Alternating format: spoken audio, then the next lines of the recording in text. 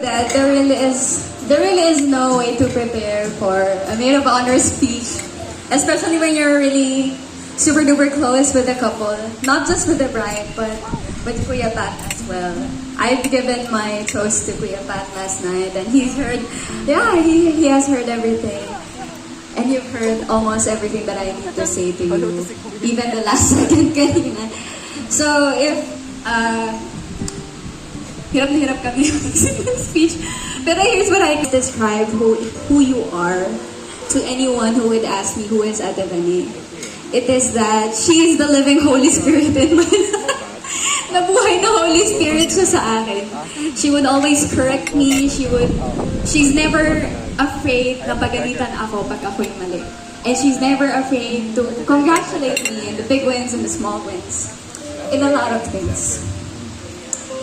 We've seen how the seasons change for us. A lot of things. You lived with us. We grew up.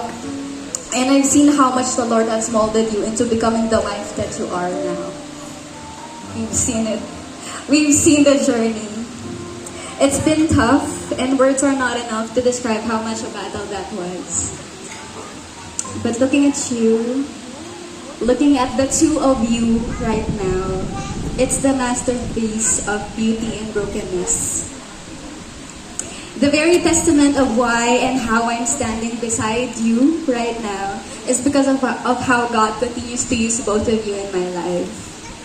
Alam niyo. And thank you for being, Kuya Pat, sabi ko na to kagabi, thank you for being that Kuya. I'm not gonna welcome you into the family because you've always been a part of the family ever since. Yeah, katulad ng sinabi niya sa balcony na cha-cha, ang relationship niya. Pero you have always been a kuya to me. And thank you for being that kind of kuya that would always, na hindi lang kuya na dahil boyfriend ka niya to Vani, pero kuya sa ministry, kuya ko mismo. And that thank you for being that kind of sister sa akin, na tuwing magkikita tayo para tayo magsi-slumber party. Hindi enough on 2 hours, 3 hours coffee date. It's never enough. It has to be an overnight. Or at least 4 hours of catching up. Because time is not enough. And I thank the Lord sa lahat ng pinagdaanan niyo.